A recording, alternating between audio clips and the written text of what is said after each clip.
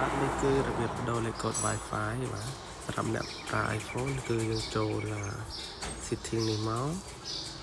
តបមកយើងចុចលើ Wi-Fi នេះបាទអាហ្នឹងយើងត្រូវជាប់ Wi-Fi សិនបាទបានយើងអាចបដូរលេខកូដបានតបមកចុចលើនេះបាទកន្លែងឈ្មោះយើងភ្ជាប់ហ្នឹងតបមកអូសឡើងទៅលើហើយចុចលើកន្លែងនេះបាទចុចឲ្យជាប់ហើយយកពាក្យ copy បាទតមកចាញ់យើងទៅបើកទៅលើកម្មវិធីនេះបាទ Firefox បាទចុចលើនឹងមកយើងយក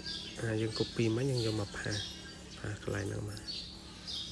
តមកចុចនេះបាទ go ចាញ់ចេះមកយើងចុចលើពាក្យ add បានតមកចុចត្រង់នេះបាទ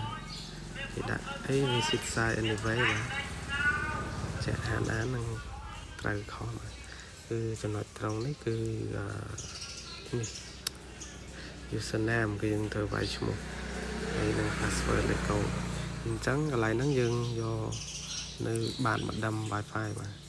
ខ្ញុំបានថតទុកមិញបាទនេះបាទកន្លែង username គេដាក់ admin បាទអញ្ចឹងយើងវាយ admin មកអក្សរតូចតមកលេខកូដបាទលេខកូដនេះបាទលេខ password នេះខ្ញុំចុចចប់ copy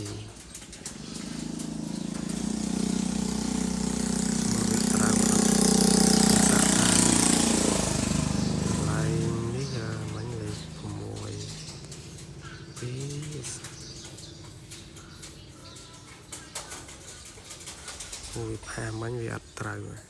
វាចេញអត់ដូចនេះយើងយកមកវាយមួយក៏បានដែរបើណាខ្ញុំខ្ជិលយូរយើង copy ផាចឹងមកដល់វាលឿនតមកយកពាក្យ login ដល់ត្រង់ចំណុចនេះយើងស្ងៀមតិចមកចុចលើពាក្យ network បាទតមកទៀតគឺចុចលើ WLAN នេះបាទ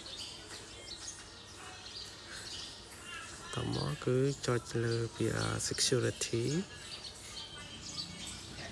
បាទមកដល់ចំណុចនេះគឺនេះបាទ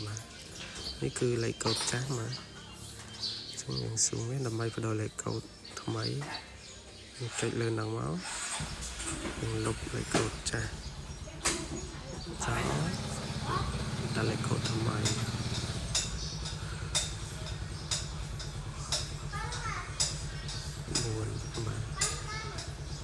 បាន8ខ្ទង់ឡើងបាទតោះមកយើងស៊ូមគឺនេះចុច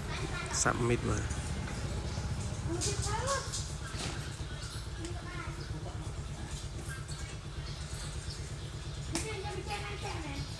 ចាំបន្តិច